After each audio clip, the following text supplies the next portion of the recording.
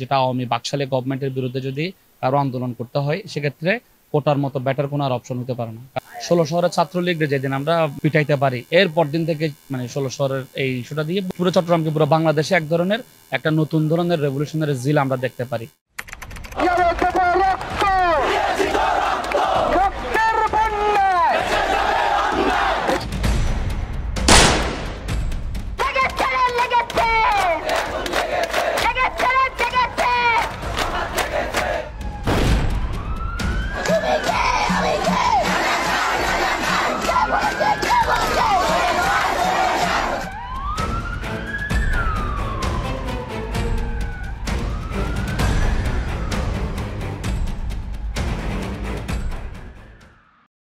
যখন রাজপথে স্লোগান উঠে থেমে যায় সময়, আগুন ঝরা পায়ে হাঁটে এক প্রজন্ম, কাঁপে ক্ষমতা, কেঁপে ওঠে সরকারের মসনদ। ১ বছর আগের সেই দিন, সেই সাহসী কণ্ঠ, সেই আন্দোলন সংগ্রাম নিয়ে একান্ত টিভির বিশেষ আয়োজন জুলাইয়ের দিনগুলি।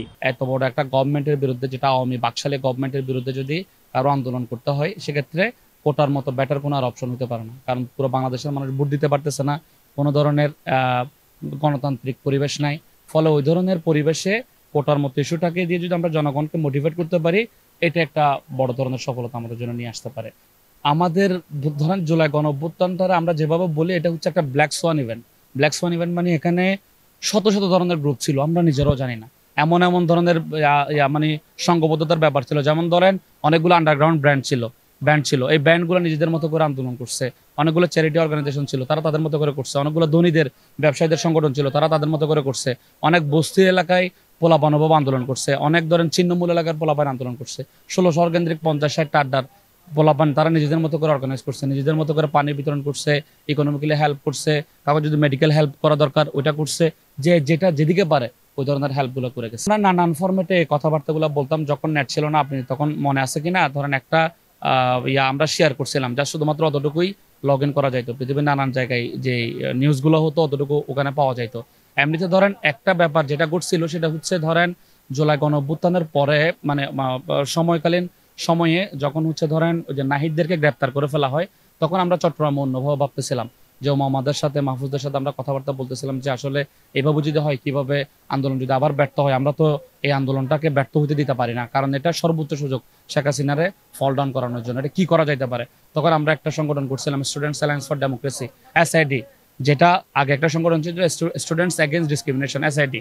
ওটার সাথে মিলাই, যাতে জনগণ বুঝতে পারে যে লোকজন এখনো মাঠে আছে। ঠিক আছে, তো এটা আমরা করছিলাম, নানান জায়গায় নানান জন এভাবে করছে।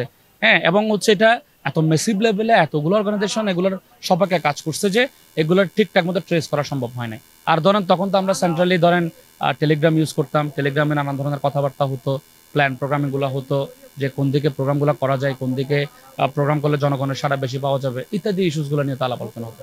চট্টগ্রামের যে আন্দোলনটা সবচেয়ে বেশি গুরুত্বপূর্ণ ভূমিকা পালন করেছিল, সেই আন্দোলনটা হচ্ছে আসলে ১৬ শহরের ছাত্রলীগ যেদিন আমরা পিটাইতে পারি, এরপর দিন থেকে ১৬ শহরের এই ইস্যুটা দিয়ে পুরো চট্টগ্রামকে, পুরো বাংলাদেশে এক ধরনের একটা নতুন ধরনের রেভলিউশনারি জিল আমরা দেখতে পারি।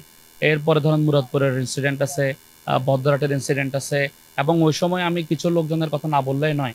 যেমন আন্ডার 20 যে সমস্ত লোকজন আছে, তারা এত বেশি পরিমাণ ডেসপারেট ছিল ছাত্রলীগের অত্যাচারে, যুবলীগের অত্যাচারে, আওয়ামী লীগের অত্যাচারে, যে তারা গুলির মতো ভয় পাচ্ছিল না, তাদেরকে আটকানো যাচ্ছিল না।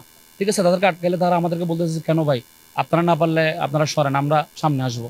মানে এত মেসিভ ধরনের নিজেকে বিকিয়ে দিয়ে স্বাধীনতা আনার একটা যে আন্দোলন, এগুলো আমরা বইয়ে পড়ছিলাম। ওই সময় এক একটা মানুষ যেন বই হয়ে গেছে।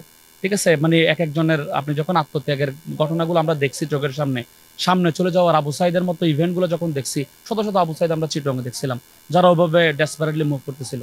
এবং আমার মনে হয় আইন শৃঙ্খলা রক্ষাকারী বাহিনী যারা তখন বাকশালের হয়ে কাজ করতেছিল, তারা এগুলাকে দেখে ভয় পাইছে। এবং চট্টগ্রামের নানান স্পটে এই ঘটনাগুলো আমরা দেখছি। এগুলো আমরা বদরাটে দেখছি, এগুলো আমরা মুরাদপুরে দেখছি, 2 নং গেটে দেখছি, এগুলো আমরা চকবাজারে দেখছি। ঠিক আছে, 4 তারিখ 5 তারিখ নানান ইস্যুসগুলো আমরা তখন দেখেছিলাম। এটা তো মুরাদপুরও ঘটছে, এটা ১৬ শহরও ঘটছে, এটা বদরাটও ঘটছে। যে বদরাটে ঘটনাটা, ইনসিডেন্টটা ছিল কিরকম, ওইদিকে হচ্ছে এসরার ছিল, চাঁদগাঁ আবাসিকের দিকে এসরার বসে ছিল, সে ছিল ওদিকের কমিশনার, তার গুন্ডা পান্ডা নিয়ে এসে ফায়ার করতে করতে আসছে। তখন আমাদের ডেসপারেট যারা ছিল আন্দোলনকারী, আমরা চিনি না, ঠিক আছে, একজন অপরজনটা চিনেন, ওখানে পরিচিত হচ্ছি, তারা আবার ওদিকে মুভ করলো। ওই দিন দেখা গেল হচ্ছে 3 জন শাহাদাত বরণ করছে আমাদের ওই জায়গাটাতে। তারপরে চাঁদগা থানার দিকে এই মুভমেন্টগুলা, মানে এটা এত মেসিভলি হয়েছে এবং এত এত বেশিভাবে কোনো সেন্ট্রাল লিডারশিপ ছিল না।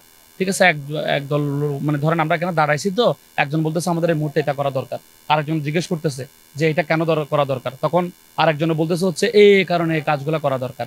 তো এটা কনভিন্স হচ্ছে, জনগণ বলতেছে যে হ্যাঁ ঠিক আছে তাহলে আমরা এটাতে মুভ করতে পারি, আরেকজন বলতেছে হ্যাঁ আমরা এটাতে মুভ করতে পারি।